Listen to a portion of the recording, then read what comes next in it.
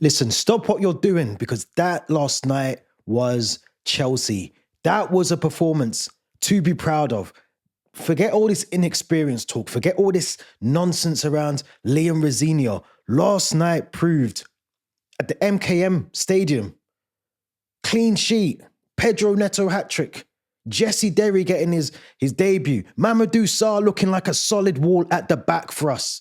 That is what you call a performance of the highest level. Now, I'm going to be honest and say that it's only Hull City, but we're through to the next round of the FA Cup, and that's all that matters. That's all that matters. Welcome back to From the Shed End. Welcome back to the channel. If you're new, as always, please make sure you hit the subscribe button, you like the video, leave your thoughts, get straight into those comments. What a performance last night by Chelsea. And let's be honest, I said in the preview of this match, it was going to be difficult.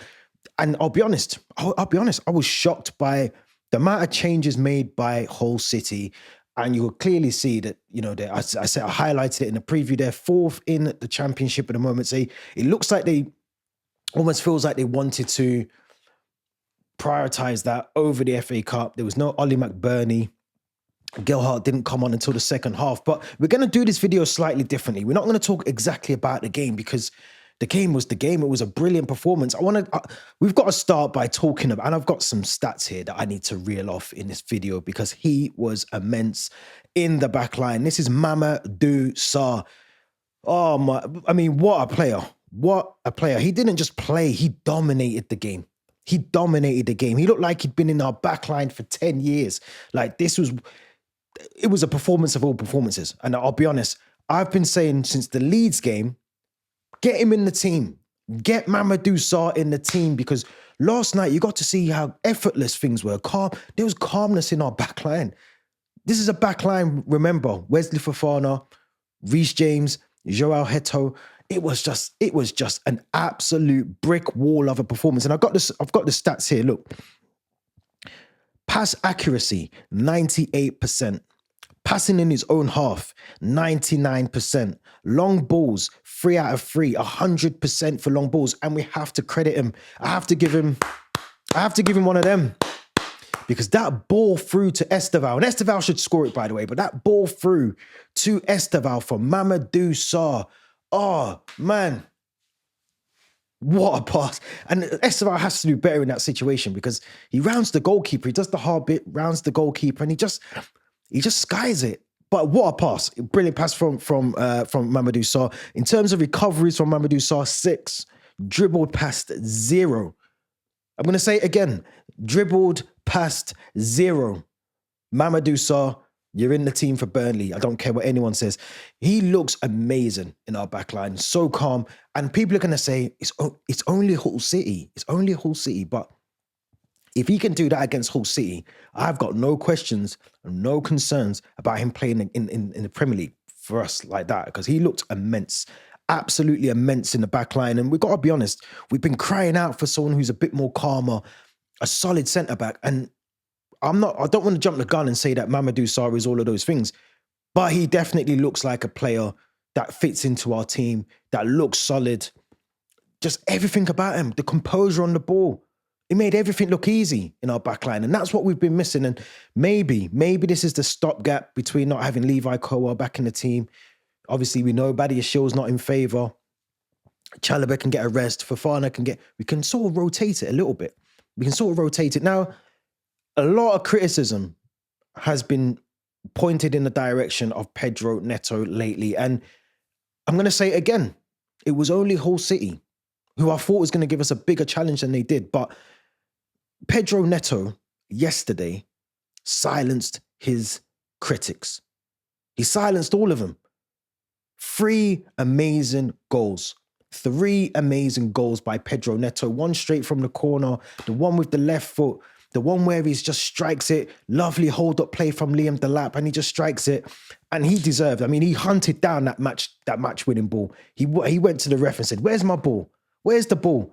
And he was hunting it down. He got it in the end, but he deserved that performance. And that is why originally I had Garnacho in the team in my predicted lineup. And in the live stream yesterday, I went with Pedro Neto because I thought these are the sort of games where you thrive. If you're low on confidence, You can thrive, you can score a goal, you can create something, make an assist, and you build up that confidence. And he done that yesterday. And it wasn't just the goals, it was the energy it brings, the engine, you know, the tracking back and forth, the defensive stuff that I spoke about in the preview of this game.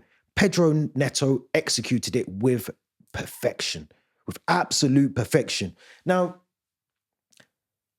we've got to see the worst, and I'm going to say some of the best of Liam Delap last night. Because for me, brilliant performance by Liam Delap, brilliant end to the game, but he didn't start the game in that fashion. He started the game like a League Two striker. He started the game, for me, like he didn't want to play against Hull City.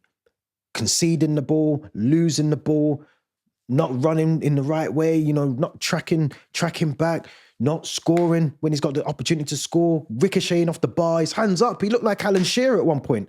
Liam Delap, the ball ricochets off the goalkeeper, bounces off the bar. He's like this, like Alan Shearer, running away.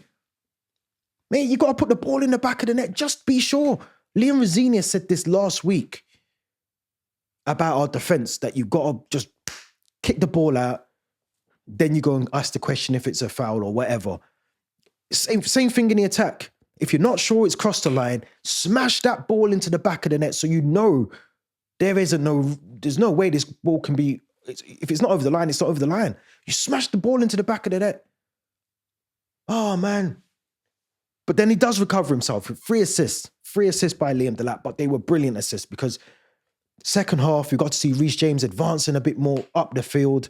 I don't know whether Liam Rosenior told him to sort of start cutting in from the right-hand side, but Liam Delap's runs, the way that he spreads that defence apart and he makes it really tricky for players. Even Estevao yesterday was dropping into those sort of spaces in between the lines and it was bringing out one of the centre-backs. Liam Delap making them amazing runs. And like I said, 3 assists for a striker. You don't have him in the team for that reason. You want him to score goals, but last night he proved that he can hold up the ball well. He can make the right runs. He's quite an intelligent footballer. But we still need to see the goals from him. We still need to see the goals because he's still not proven why he's in the team or he's not getting as many minutes as he would like. But last night he proved there is elements to his game that are very good. But there's also things he needs to improve on. And that's the key thing of that's the trade of his game, is scoring goals. He has to do better in those situations. But look, can't criticize him with 3 assists. But I want to talk about one other player, because it was a solid performance from front to back. But Jesse Derry coming into that team, 15 minutes left, I think, into the game. Was it 15 minutes? I feel like it was 15 minutes. Yeah, 15 minutes.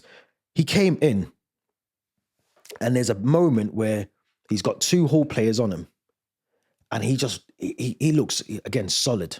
Absolute solid of a player because he takes on both of those players. And he takes it into the corner. He doesn't get the ball into the box, but he's got the tenacity to get the ball forward and try and make something happen. And he is going to be a top player for us. I can see him, Reggie Walsh, who I thought would be in the team. Even Mueka, when he came on, looked good. We've got some good youngsters in this team and we have to start using them. And Jesse Derry last night proved exactly what he's been doing in the development squad for the under-21s. He's now bringing that into the senior team. And I would not be surprised. I'll be honest. I'm going to say this, and I hope people take this in, what I'm going to say. I think he's going to be a player that will push Garnacho down the pecking order for that left side of our attacking options. Because I think Jesse Derry last night proved that if there's ever a problem with Pedro Neto and he can't play for us, I would not be surprised. I would not be surprised if Liam Rosenior looks and gives Jesse Derry the nod before he gives Garnacho the nod to play on that left-hand side in upcoming games over the next couple of months or so, because he looks cool and calm. And I'm going to say it for the 3rd time. Yes, I know it was only Hull City, but still, you can only play what's in front of you. And he played like a natural Chelsea player, someone that we need, that flair down that left-hand side. I think we've got ourselves a player there in Jesse Derry and also Reggie Walsh, who I thought unfortunate not even to be on the bench for last night's game. I want to talk about one player that also was not on the bench, and that's Mark Gui, because Mark Gui, you would expect to be in a game, an FA Cup game, he would be an option.